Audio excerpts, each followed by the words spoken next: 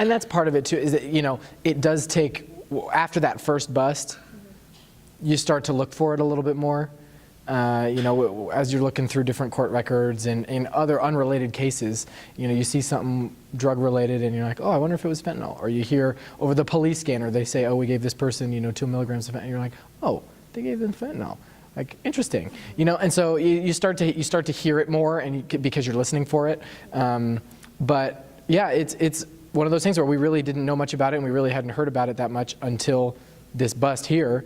And now it's almost all we can talk. When you talk about drugs, I'll go interview a doctor. They'll be talking about something completely unrelated, and they'll be like, "Yeah, remember that fentanyl bust?" Like they'll tie it back to that initial bust. There have been some other operations since then, at other properties, and maybe not directly tied to that initial case, but it's all interconnected in some way or another. But there was one of those cases where somebody overdosed and they were taking drugs from this person and they had a serious problem and it ended up costing them their lives. So this has been not only a serious operation and like an operation to remove the drugs from the community, but it's been a deadly operation too. I mean, people have literally died from this stuff in Lubbock, Texas. The people involved here are really interesting.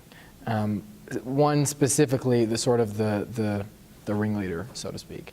And this guy had a house out in the county with his wife and his kids, and when I was out at his home with law enforcement and they were raiding the property, we were out around the back and it wasn't in the home. I mean, they obviously went through the home and were checking everything in the home, but where they kind of narrowed the search down to was like this shed in the backyard that was right next to a swing set.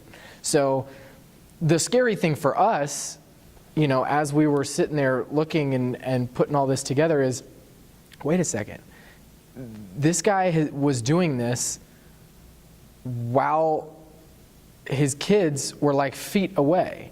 The thing that kind of freaked us out a little bit was showing up to that scene and after having been out there all day, and then they finally get the hazmat team to go inside, and we're watching them like open this door, and then you kind of look back and you're like, wait a second, there's a swing set. It's like these kids are out playing. And even if dad's not in there at the time, these kids are out playing feet from this really dangerous stuff. So it definitely caught us by surprise, and anytime kids are involved in any kind of situation,